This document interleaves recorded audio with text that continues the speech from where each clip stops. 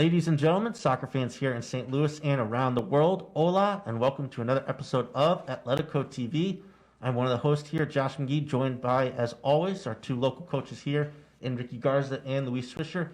Very excited to be back after a couple weeks off with a brand new episode, big episode today, chock full with a couple of different guests here from the St. Louis area.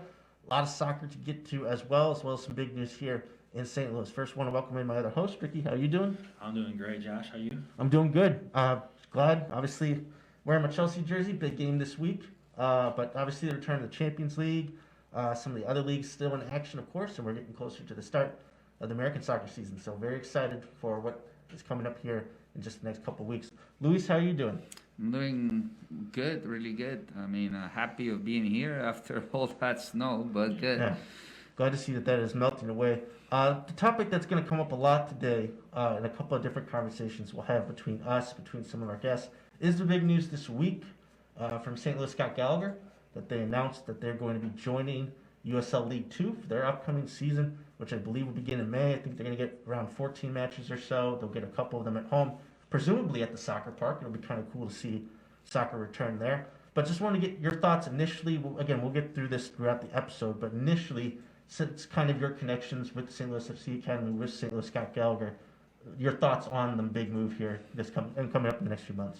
Yeah, I think it's going to be great to have another platform of soccer in St. Louis. And, excited to, obviously for our players that go through the system, that get another opportunity, especially the ones that are in college, to come back and obviously there's going to be a recruiting process and everything, but it's a good avenue for these guys to show up. And that league, I mean, based on my experience with it, it's the path to pro, right? Just to give another window for those college players that they still want to get the pro route.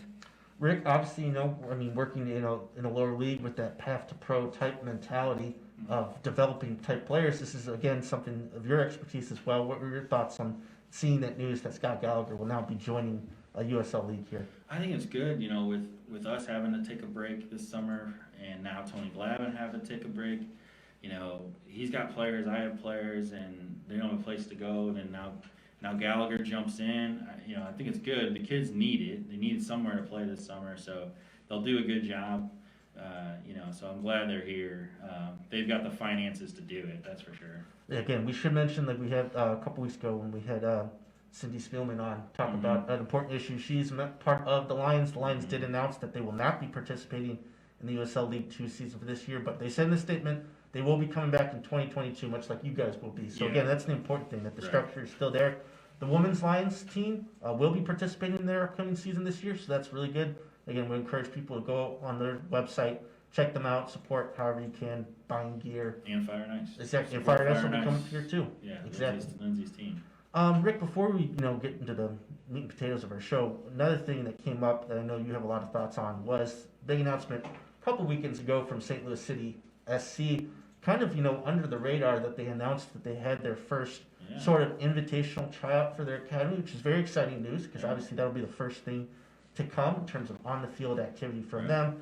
There was a little bit of pushback on social media, to some varying degrees, much warranted, about how the tryout was set up, basically the results of that. When did you get a little bit into that? Yeah, I seen that. I seen there was a lot of social media backlash because it kind of posted the group that trained. It was not diverse. It wasn't the supposed brand of what St. Louis City SC has been trying to brand as this is our city. We're all one city. A lot of pictures on social media of people of all color wearing the gear and getting all excited, and then all of a sudden you have a tryout for your first team, and there's no diversity in there. So I think from a brand standpoint, from a cultural, from a community, I would say that's a big flop when you're looking at what they're trying to build. Mm-hmm. Circumstantial in club soccer, this is a problem. There's not a lot of minorities playing the game of pay to play. I get that part, but I hope the next tryout, the next opportunity, there's a financial barrier and there's a cultural barrier, there's a social barrier. I hope they knock all those down, and it's not just for kids that have this pay-to-play structure, and they give it to everyone. So that's my 2 cents, and that's what I took back from what everyone else had to say on social media. I hope they do better. Mm-hmm. I think a fair critique to start is because of what they were saying and what they were preaching and what they're hoping for, that this fell short. Mm-hmm. And then I would just say that, this was the very first one. It seemed like it was a very exclusive type thing. Mm-hmm. They can and they should open it up here in the future. And as long as this doesn't become a trend and this is a one-time thing, I think then they'll be able to learn from it and just know, hey, even in these invitational type workouts, there are opportunities to invite people in from different communities. So, but at the same time, we don't want to see, just go to a black community, a Latino community, throw uniforms on, take pictures, and say they went to a tryout either. So this, Charles Rankin is involved, Elvire, Tim Twellman, and Charles. I mean, he's the guy that I really have a lot of faith in over there too, just from a younger perspective and someone of color. Elvire being in a Bosnian community, I just want to see that diversity. We have soccer all over this place that is very diverse. I just want to see the opportunity given. If they're not good enough to be on the team, don't put them. But I just want to see everyone having that equal opportunity. That's all I preach, man. Exactly. Well, we're going to get into these topics throughout the show. Of course, a lot of soccer to get to. We have a big week of Champions League as the Champions League returned here this month that we're going to kind of break down as well. And again, a lot of local topics, a lot of topics here in the U.S. that we're going to cover here with a couple of different guests. So we thank you for joining us, and let's get into this week's episode. Okay, it's time for our Coaches Breakdown segment for the week. With the return of the Champions League over this past week, we had to pick one of those matches. The matches we chose for this week's episode is Barcelona versus PSG, two of the biggest clubs in the world that actually haven't met in the Champions League since that 6-1 comeback by Barcelona in 2017. Interesting enough, in this match, PSG would be without two of their better offensive players, Neymar and Angel Di Maria. But what our coaches are going to show how they were able to overcome those absences and get a quite decisive victory on the road versus Barcelona. Coaches, take it away. Welcome to the coaches segment. We got a great game over the past week, which was PSG versus Barcelona. What a game, Ricky. It was a good game, Luis. And, the purpose of this tonight is to showcase how a team uses tactics to get a good result. And in the game today with PSG that we're going to show you, they really utilized taking advantage of Barcelona's attack on the right side with Dembele. So let's get right into it. And the game started out with Barcelona was traditionally in their 4-3-3, and PSG in their 4-2-3-1. But as you're going to see throughout this clips here is how they actually played. So when at the start of the game, Barcelona, they would defend more in a 4-5-1. This way Messi didn't have to defend as much. And PSG attacked in a 4-3-3. And that's kind of how it would set up, mostly in the middle block. When Barcelona, however, had the ball, they actually attacked in a 4-2-4. And that's how they've been traditionally attacking of late. And then PSG defended in a 4-2-3-1, keeping things really compact into the middle of the field. Throughout the game, there was different things here. And the main reason why PSG destroyed Barca was Mbappe getting in behind Dembele, as you see kind of in this clip right here.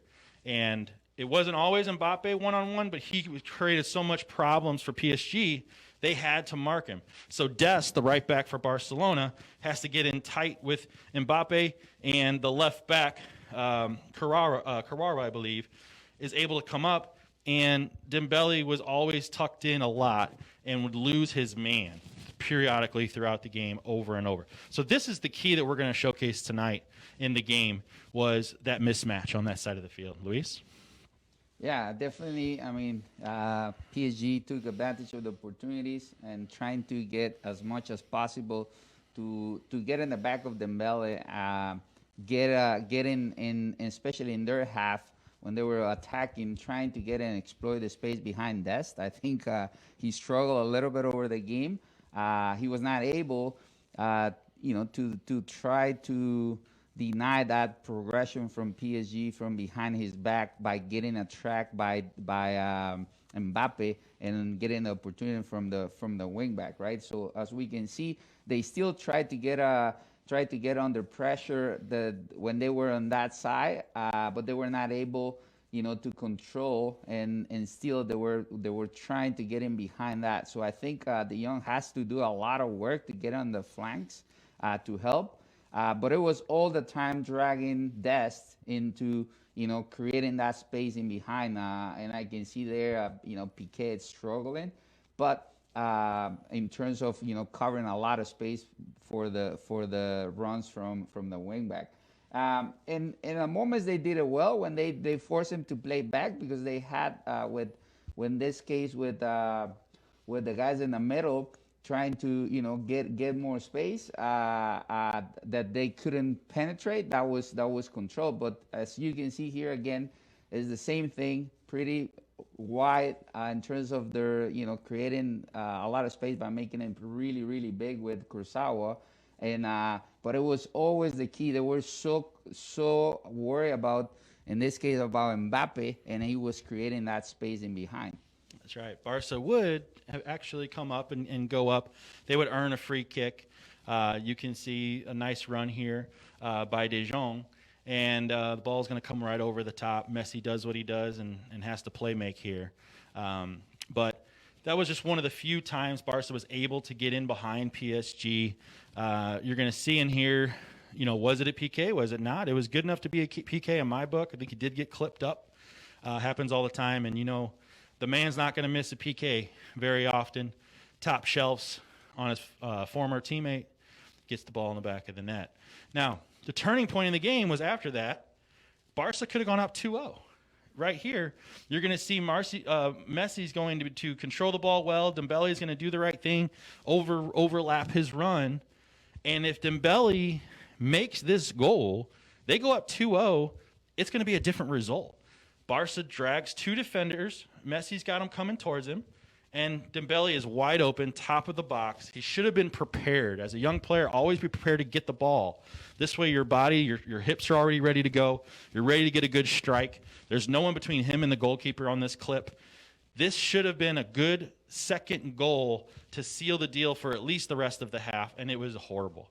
It really was. He got nothing on it. He wasn't prepared. And young players, always be ready for the ball, okay? Yeah, the aim is about the momentum, right? And then obviously the PSG took advantage of the same thing, right? Getting puck in by sucking in Dest and then creating that space in behind. There's another chance missed there. And after that, the goal comes, right? The equalizer, right? Again, getting in behind, getting the space. And I think if you see here, they were so worried about getting so compact the central areas, and then there was a lot of space in the wide areas, and that's being pulled desk all the time.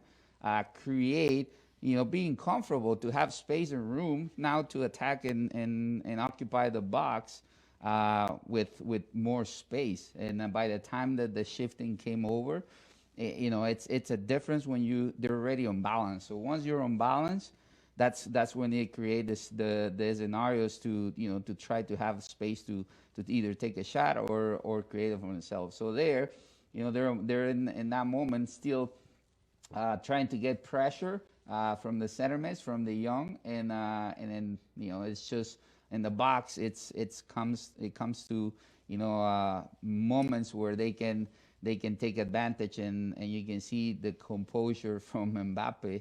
And then just put it on net so easy, right? But it is because he feels comfortable, because he has the space to do it on a tight space and do it quick, right? That's right. In the second half, PSG shifted it by dropping Paredes in between the center backs, pushing the right and left back high up the field, caused a lot of issues for Barcelona.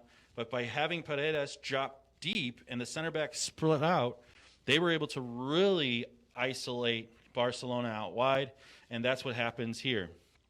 Here, when Barca drops a little bit deeper, then Paredes goes in behind Messi, because there's really not a lot of pressure for the center backs.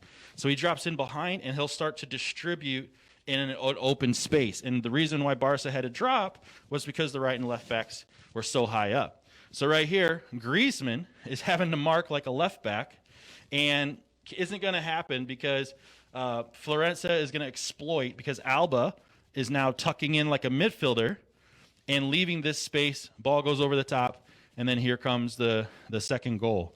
and the goalkeeper Trezen is left on an island with 2 or 3 PSG players coming in. All right, Mbappe is going to clean this chance up. He's not going to miss from there. He was already had the equalizer goal, but that's the reason why that goal happened. Was just tactics broke down Barca to create scoring chances like that, Luis.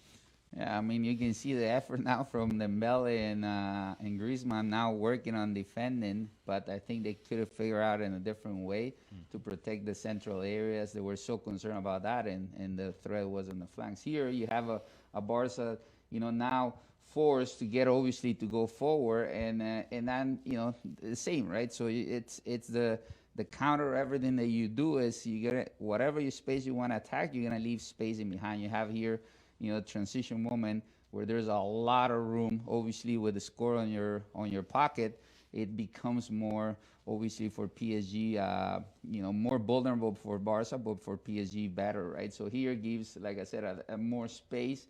This is a transition moment where there's a 3v2, and now you have here Piqué going back and trying to stop the play. That's a pretty good transition where it's with a good perception from getting the ball to Mbappe, and what a finish, right? As a coach, Luis, I mean, if you're seeing that at halftime and you're seeing the other team exposing, what adjustments will you make? What adjustments would you make in there to stop PSG exploiting that side of the field? I think when you're down in the score and there's obviously the opposition gets what they want. I mean, the most hard part, I think, is always scoring a goal. Once you get it, it's how smart you get into get another one.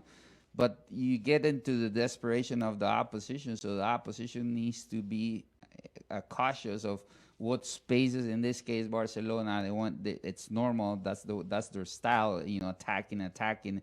But I think in the transition moments, they become so vulnerable because they leave a lot of space because of the way that they attack, and it's that's just on the way that they have to be more careful is how do you prevent that counter, and I think at least that's what I would do if I would be the coach of Barcelona, trying to know we can be in disadvantage, but the threat of being vulnerable when you're attacking, how do you will defend those spaces in those areas, right? That's great, Luis. We hope you enjoyed another Coach's Breakdown. We hope you learned some things for coaches and players to look for. And we look forward to doing it again for you next week on Atleticotv. That was an excellent Coach's Breakdown segment. And here with Ricky, we're going to cover the rest of what happened in the Champions League from this past week and also look ahead to the matches that will be going down this week as I, once again, wear my Chelsea jersey. Rick, the other 3 matches from this past week, again, maybe not as big as that Barcelona-PSG result. I mean, that 4-1 result is very eye-opening, but still very important to see these first legs back. Again, this is the return. I mean, it's such a long layup in between Champions League, round of 16, the group stage. But still cool to see these teams. You had Liverpool getting an important road victory versus RB Leipzig. They kind of took advantage of a couple of defensive mistakes that they were able to pounce on and take. And again, those 2 away goals are important. So they won 2-0. You had kind of the upset of the first week, FC Porto beating Juventus 2-1. I actually want to talk to you a little bit from a coaching perspective about that match real quick. Sure. Porto scores 63 seconds into the match, which is a nightmare, I guess, if you're an opposing coach. Right. So, and then they go into the half 1-0 down. You're giving your halftime team talk. You're trying to get your guys motivated, trying to get them right. And then 19 seconds into the second half, they score again. From a coaching standpoint, I guess that just bugs the heck out of you, right? Like, yeah. When you see that, what do you think's going on there? I've been unfortunately on that side of the score on games where you go in, you've beaten this team. This is a team that you should beat, and that's the game of soccer. Something happens, and it's out of your players' control at that point. It's out of your coaching control because you technically haven't even started the half yet, and you're going down a goal. Now you're down 2, and you can't. It's such a psychological smack in the face when something like that happens, and you just hope that the experience of your players, the calmness of your midfield, you just play it out and see how the result comes at the end, and that's all you can do at that point. These guys are professionals, but man, That's pretty much what I was thinking of Wow. when I saw the result, because I was watching the Yeah. other match at the time, and I thought about this show. I'm thinking to myself, for those who think that this just happens like with third graders or something, Yeah. or fifth graders, sorry, this is the very top of the professional game. Oh, Cristiano yeah. Ronaldo was Yeah. out there on the field, and they were down 2-0 Yeah. with two of those types of goals. It was Yeah. just unreal to see that come across the ticker. The other match I was watching that day was the Borussia Dortmund-Sevilla match, and that match ended 3-2. A lot of goals in that match. That match, in terms of if we were to get on a coach's breakdown, we would Yes. break down Erling Haaland as just the prototypical way to play the striker position. Yeah. Just not being one guy who just stands around waiting for the ball to come to him in the box. You go and get the ball, you turn, you go at defenders, you spray passes out, or you open up your own shot and you just take care of it. And it He was- won't be there long. No, he will not be. I mean, his buyout is pretty low in his Yeah. contract.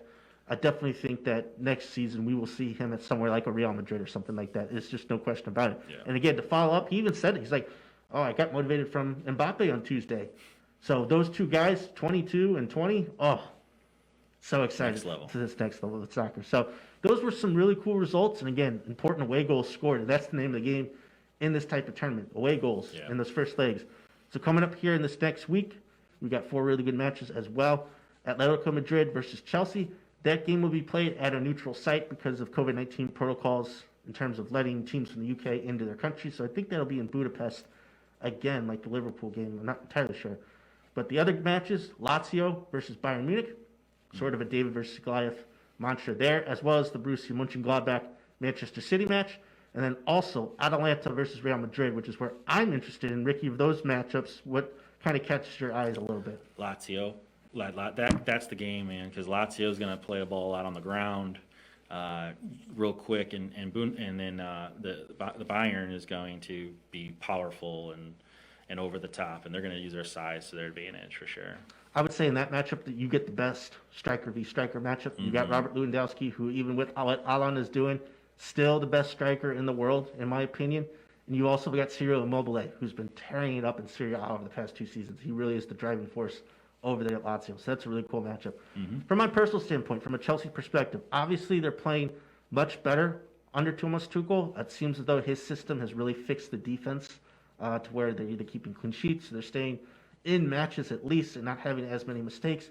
The offense still leaving a lot to be desired. You don't have a consistent source of goals right now. You're just kind of praying to get 1 or 2 from different spots. And you're going up against a defensive-minded club in Atletico. They've just been dominant like that in that system. So I think it'll be low scoring.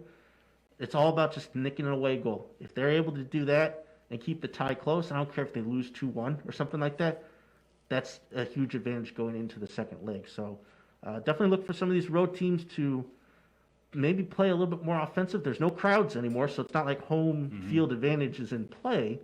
So if that's the case, we could see teams like what PSG were able to do against Barcelona, get really aggressive, try to take advantage of mistakes and counterattacks, and that's definitely something to look forward to this upcoming. So, again, big things going on in the Champions League this week. It's good to have it back. And again, the second legs of these ties will be played coming here in March, but it's important to get as much of an advantage as you possibly can in that first leg. So, again, very exciting to see how these matches go. I'm sure we'll have one up for you on next week's episode of A Breakdown, and we'll talk a little bit more about it here in next week's episode. All right, for our next segment, we are honored to be joined by someone who's doing some great work here in the St. Louis area in terms of the game of soccer. He's part of the Beautiful Game Network and the USL Show, as well as his own podcast, Flyover Footy, focusing on soccer here in St. Louis. Honored to be joined by a good friend here, Phil Grooms. Phil, thanks for coming on the show with us this week. Thanks for having me, man. I'm loving it. I don't know. Very excited again. Loved all your work that you've been doing. Of course, you're based locally here in St. Louis. So you've got really kind of a finger on the pulse of what is going on around here in the city. And there's a lot of news just over this past week to get to. And I'm interested to bring you in here as another outside perspective to kind of go over it a little bit here. Starting off with something that we kind of got to at the beginning of our show, the announcement from St. Louis Scott Gallagher that they'll be joining USL League 2, kind of a more concrete path to professional development path that they are on, and that they'll be starting to play here in May, with some matches hopefully coming to the soccer park, which I know fans will be very excited about. But just want to get your thoughts real quick about that huge announcement from them. Well, I think we've all wanted something from St. Louis FC to be playing this year, anything. And we've lost so many other teams, as you guys were just talking about, that I am just ecstatic that we have something.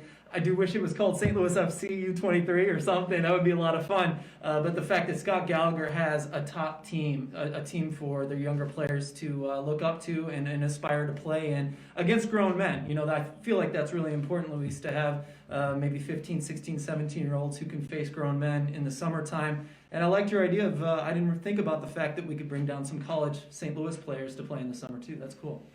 Yeah, I mean, definitely is excited to have more soccer in the community, and I think Scott Gallagher is bringing that that opportunity again with the folding of SLSG that slightly is getting away. We still, as an academy, obviously we're in the same umbrella, but definitely comes to give that opportunity to players not only in our academy but also for players that have gone through our system. And that's the idea, right? That's the idea, to provide SLSG alumni and bring them back on a percentage. Doesn't mean that all the players are going to be from there, but it gives a big opportunity for those guys that are in SLU, in Indiana University, that they, when they come in a break, they come here and they're from here, so they come in a break from college, and it's an opportunity, that league, to continue playing because of the schedule of the college season, right? I think a big opportunity here also is just to kind of give more exposure to these types of players, because I mean, what is a big deal from this past month or so, Luis, is that you guys had alumni drafted to MLS clubs, and for some people who aren't following maybe too closely would be like, well, who's this guy? How is he connected to St. Louis? You get a team like Scott Gallagher into a league, then it'll be easier to follow these players from the beginnings of their career on their way up through development. Exactly. It gives that exposure, and also to close the gap a little bit when St. Louis City, because at the end, we're all part of the community of soccer in St. Louis, and even though there's two different organizations, but at the end, I always think the more you collaborate in terms of helping develop these players through their paths to go to pro.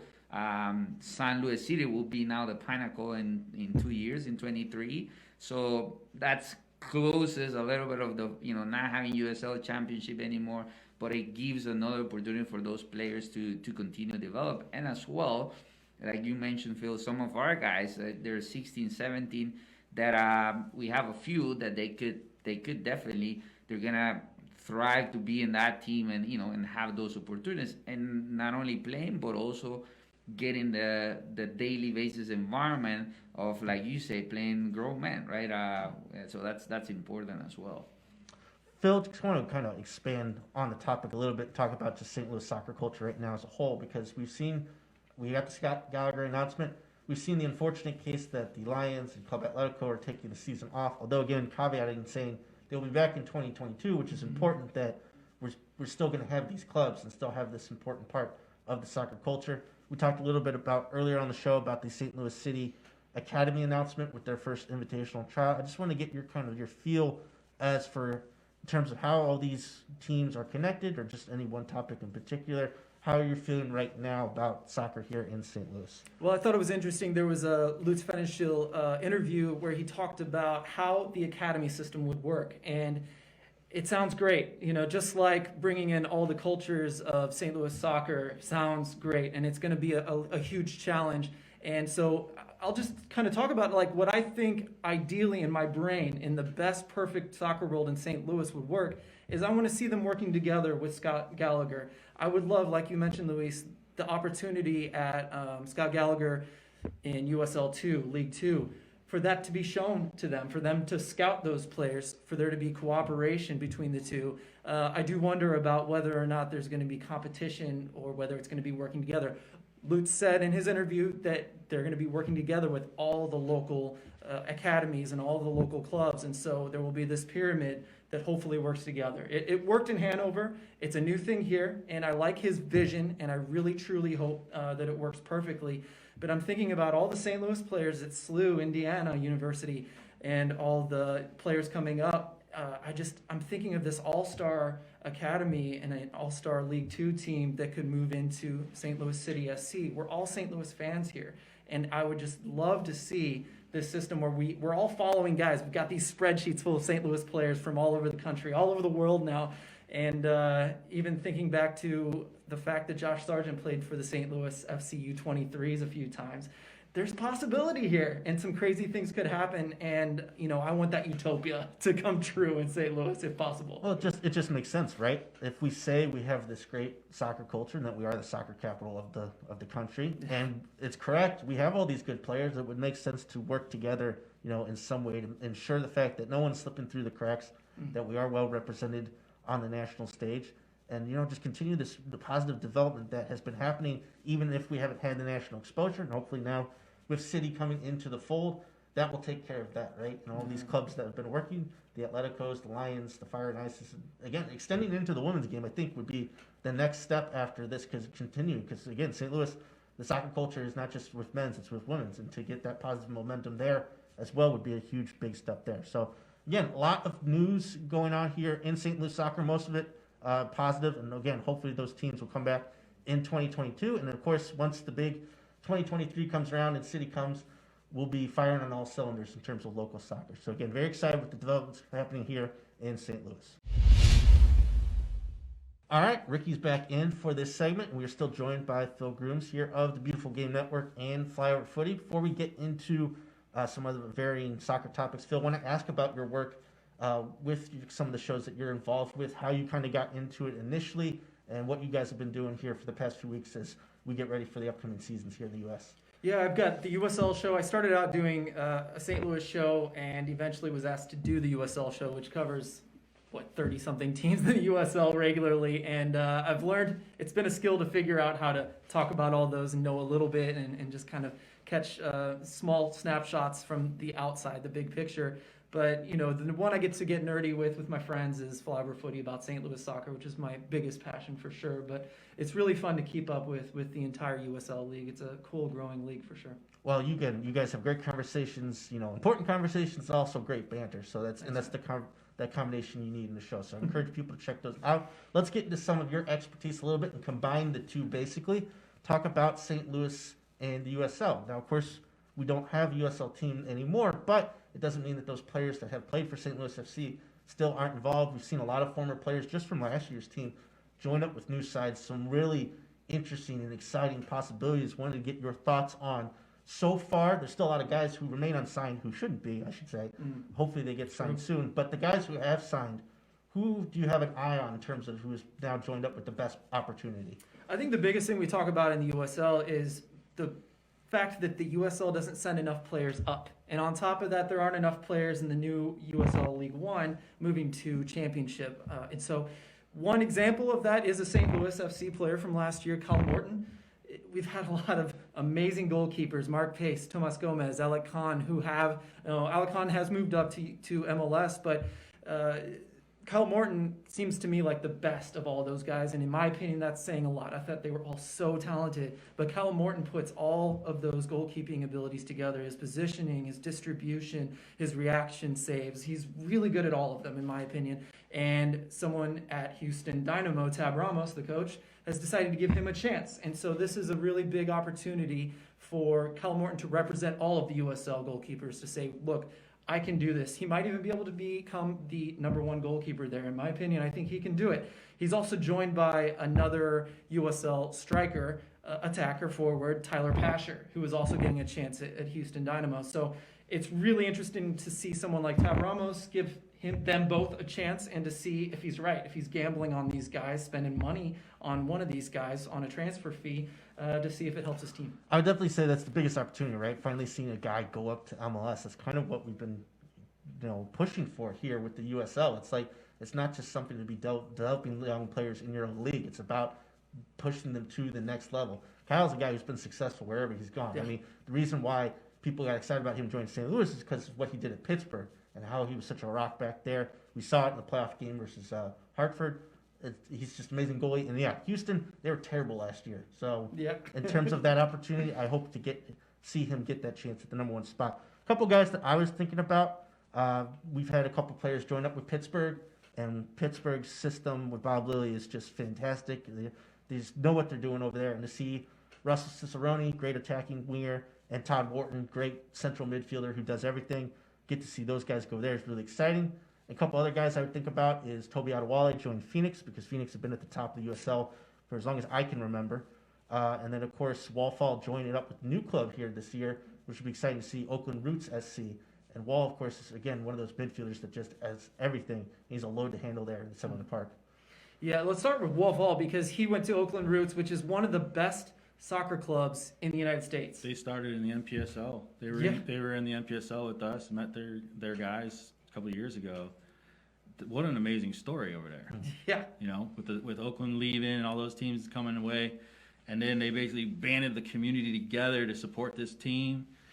Man, it's a cultural environment over there like no other. It's an amazing environment. Yeah, and I've been able to talk to some of their front office guys about why it is that way. A lot of it is their driving culture. They have guys who are just in there to bring the culture into their club, and they care more about that than they do the soccer, to be honest. And it reminds me of you, honestly. Thank you. In Club Atletico, it's a perfect mix, and it's not surprising that they came from NPSL in that way, right? But not only that, the owners who have money also have that vision. It's just such a rare combination to have all of those things lined up. So Wallfall's going to a wonderful place. Do keep an eye on Oakland Roots, because they're an amazing organization. The other one I thought that was my favorite, you mentioned a lot of really good ones. Todd Wharton going to Pittsburgh is just like, Bob Lilly is a storied coach from Rochester Rhinos, Pittsburgh Riverhounds now, and the fact that Todd is going there, it is the best match. Last two were cool moves. This one is the best match of a player to a club, because Todd has a motor. He doesn't have to be yelled at to work hard, right? He just works hard. He is kind of a long line of amazing players in Pittsburgh. Kevin Kerr was replaced by Robbie Mertz when he retired. Robbie Mertz and Kevin Kerr, both amazing playmakers for Bob Lilly's system. And Todd Wharton, while he wasn't given a lot of opportunity to play going forward, because Wallfall is just so good at that, right? He mostly covered for Wallfall because of that motor I mentioned. But when he was going forward, when Wallfall wasn't in the game, he was a great playmaker going forward. Also, if Umar wasn't around to be rangy and attack the people as they get forward, the opponent, Wharton was that guy too. So he can play back, he can be rangy and as a 6, he can play forward as an attacking 8 or even better, as he did in college. And I think we'll see a little bit of both because of the guy that I imagine him replacing in that role. Well, again, it's very exciting to see these guys get new opportunities and get them being good places. Manuel Cavita at Birmingham is also something I'm looking forward to. I think more so what he is going to bring to that side and how to elevate them, as opposed to already joining up a really good side. So I'm excited for that opportunity for him to continue his career there. Rick, I want to bring you in here a little bit, just again, talking about USL, interested in terms of your relationship with it, or how you view that league from your standpoint, as being one of the other leagues here in the U.S., and also, again, maybe with like a St. Louis-centric mind in terms of developing players, pushing them up forward to big times in the MLS. Get some of your thoughts. Maybe echo a little bit what Luis was talking about in the segment. It's really hard to go from one league and then transition to a new league. I don't know why it has to be that way in America, but I mean, I see USL guys who can't get any MLS options or tryouts. Like we're at the level of just trying to get our guys tryouts, and it's so hard to just get a USL tryout, USL2, NISA, NPSL if you're not in that area. It's like if you're, where do they live? Oh, they're that far. They're kind of like, oh, well, it's going to cost money for housing. It's going to cost this, that. So the lower levels, they got to put more money into guys from out of town. And with us, not, here when we had St. Louis FC, they had kind of that homegrown, and then they recruit a lot of pro. Well, that was the top level. Now you got the lower divisions of USL and stuff. There should be more opportunity, but it seems like it's really just a more financial influx of a NPSL or something, where it's still localized and it's still that way. And so we're not really getting kids into professional environments and moving them up to the MLS, because we're not actually developing. We're just sort of running these sports businesses.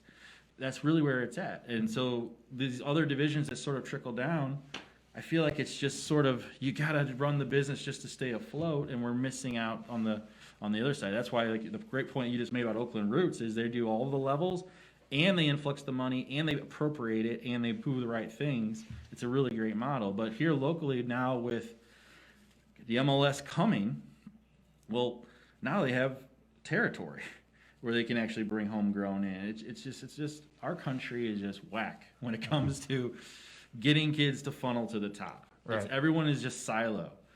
And it's hard. I'm telling you right now, I've got players that are at the level texting me, calling me, Coach, can you give me this tryout here? Coach, give me this tryout here. This coach blew me off. I went to this tryout. They said they'd get back to me. Can you follow up? It is so hard to get to that pro level if you don't have professional teams in your region. Exactly, and it's frustrating because it shouldn't be that hard. These clubs and leagues should be working together, and I think it would be really much more smoother if they're able to do that. Which kind of transitioned into a segment, Phil, I want to talk to you about. I know that you were interested in terms of leagues working together. This year's U.S. Open Cup is going to look a lot different, and it's not going to be as much opportunity. Granted, again, we have a pandemic still, and in terms of the financial impact of that, it can't be ignored. But in terms of leagues working together and opportunities to highlight some of the other lower leagues, we're going to kind of miss a little bit of that here with this year's Open Cup, right? Absolutely, yeah. I mean, we have a team, St. Louis Maritza went pretty far in the qualifying for that, and so I was excited to see them get another chance. First of all, I'm just happy we have the Open Cup, so I am going to sound like I'm complaining here. I'm not complaining. I'm so happy, I'm so thankful we have the Open Cup in some form or fashion this year, but it's going to be sad that there are no pro teams in St. Louis right now that can qualify for it legally, because there's only, four Tier 4, 2 NISA teams, 2 USL League 1 teams. The cool thing from the USL perspective is that there are 8 USL Championship teams as well as 8 MLS teams, and it's in a portion of the season for MLS that they may not want to prioritize the Open Cup. Whereas USL teams, it's the beginning of their season. They can go all out for it. They've got the legs. They can develop the depth as the season goes on. And they only got to win 5 games to be the champion of the U.S. Open Cup. I can think of 4 to 6 USL Championship clubs that could really make a run here and perhaps get into CONCACAF Champions League, which is the dream for the lower tier, right? And I think what we were talking about here in terms of, promoting USL players to make the jump to MLS, nothing gives that type of a stamp of endorsement like sticking it to MLS in this type of tournament. Right. We saw it with St. Louis FC a few years ago, showing what a USL team can do in this type of style. And a good point that you just made, with this pandemic and the weird season that we're in, MLS may even have less incentive to try in this Open Cup. So we'll definitely have to see in terms of when the draw comes out and how they figure all that out, which teams will make it, if we'll have some more opportunities for upsets here like we usually do in every year. Phil, it's been awesome to have you on the show for these couple of segments. Again, encourage people to check out the Beautiful Game Network, the USL Show, and Flyover Footy. Phil's also a great follow on Twitter. Of course, you want to check him out there as well. Again, thank you so much for coming in. You're doing great work here, not just in St. Louis, but in your coverage across the country here for soccer, man. So yeah, and I just want to add to Phil, because it was exciting to have him on. But like the first time that we got to meet, I want the community to understand how community related he is. He interviewed me in an alley during the Hispanic festival, and we had to go to an alley because the music was too loud, and he's there with his phone and long hair back then, talking about soccer. I was so like, who's this guy, And so you're doing well. You got the Fly Footy, you got the USL Show. Living the dream, man. I'm really proud of you. It was good to see and glad you got a part of our show. Thanks for having me, guys. Appreciate it. Welcome to AtleticotV's community segment. I'm Ricardo Garza. I'm here with Luis and Coach K. I met Coach K, Luis, on Friday night. That was at a soccer game for Layla, my daughter. And Coach K's team came in, and I couldn't help gravitate to where's the coach, what's going on here. This is awesome. This is great to see players, especially youth of color, in an environment where you normally wouldn't see it.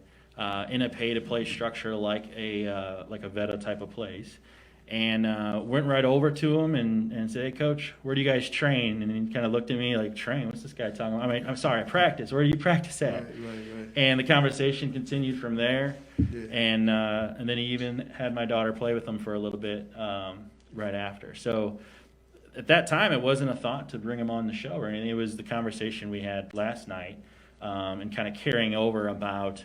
Here's a guy who no soccer background, played other sports, boxing, football, basketball, right? Yeah, football, basketball. And now here you are, you have a daughter, you have a niece on the team, and you've been coaching, you got 3 teams. So, but we started talking about also the bigger society effect of that, and it's not a cultural norm to see and all those things. And so that was right up our alley with Club Atletico, and I just thought about it would be a good open conversation of someone that's doing soccer in the way that you're doing it, and to talk about it and why you're doing it. Why soccer instead of the other traditional norms in Right. your cultural background typically, right? Correct. So, so Coach K, why don't you give us an overview of what you've been doing, what's going on with these 3 teams that you coach, and so on.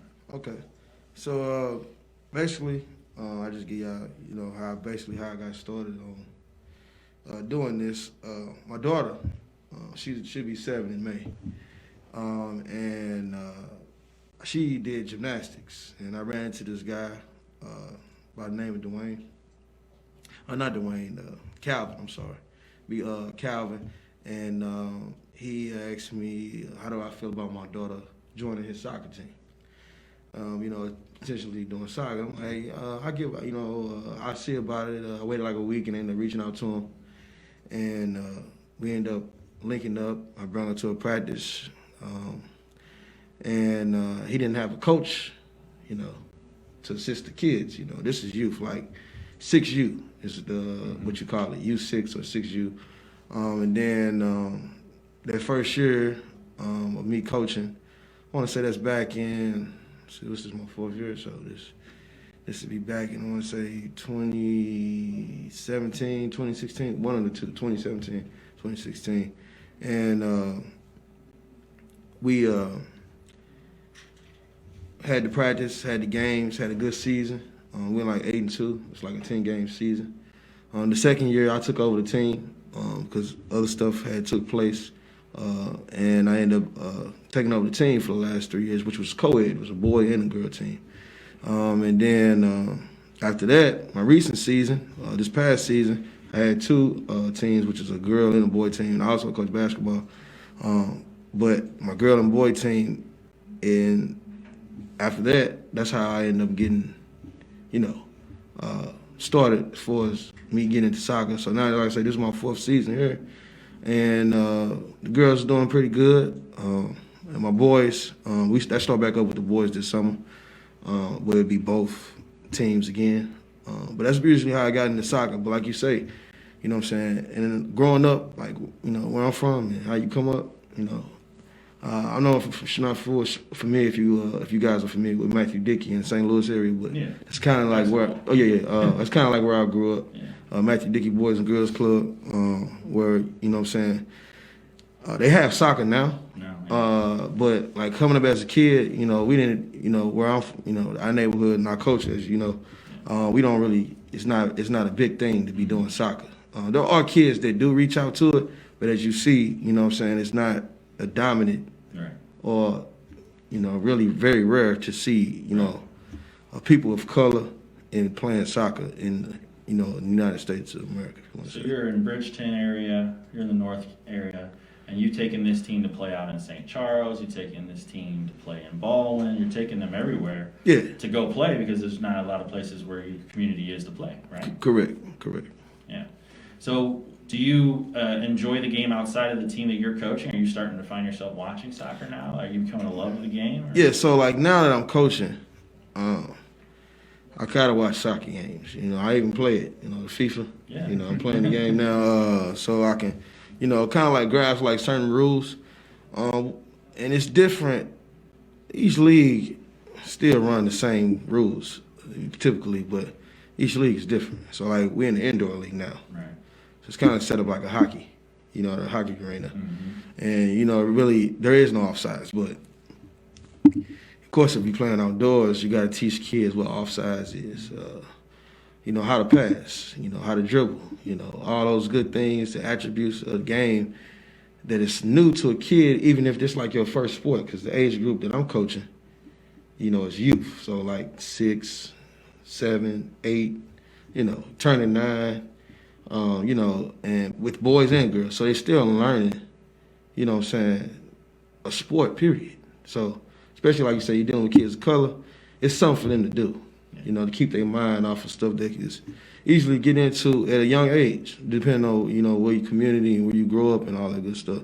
So it's like a positive thing for these kids, man. Mm-hmm. This is the reason why I do this. It's basically. And now that you've taken them out of their safe area where they feel like this is my community, this is my town, this is where I'm at, and now you're taking them to, we know St. Louis is a very segregated place, right? So Correct. You're taking them out of their comfort zone, out of your comfort zone, you're out of your sport comfort zone, bringing girls out of their norm and boys. Yeah, yes, sir. What has it been like to have to coach something out of your element in another element? There's a lot of layers to what you're doing. That is a great story, and I'm Cool. sure you're having some issues here and there. What is it like? What are the life lessons the kids are learning? One thing, like you say, segregation is big here, Missouri, period. But what you have to understand is, as an adult, and me doing this for like the past 3 to 4 years now, is kids don't know racism. You see what I'm saying? Like, Yeah. kids don't know that. That's something that has to be taught.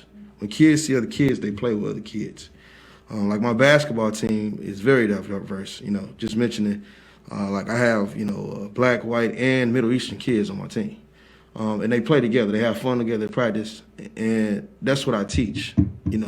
Even though when we go out to those places, those leagues where it's probably dominantly white, I want you to change the narrative is what we're trying to do.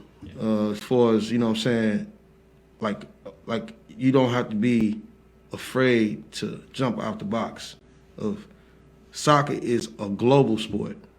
So when you go to like Mexico, the Dominican Republic, Africa, those people of color, they play soccer. Mm-hmm. But here in America, it's not so, popular. And I'm just trying to change the narrative because it's a fun sport. And it's it's a positive atmosphere for the kids to now, like, it opens their eyes, like, okay, we can do more than, traditional football or basketball, especially for, like, young black males, like kids, Latinos, too. Because, like I say, in those different areas of the world, that's what the most popular sport in the world is football. But we call it soccer here in America, but it's called football. Right. So changing that narrative, letting them reach out, and the kids love it, man.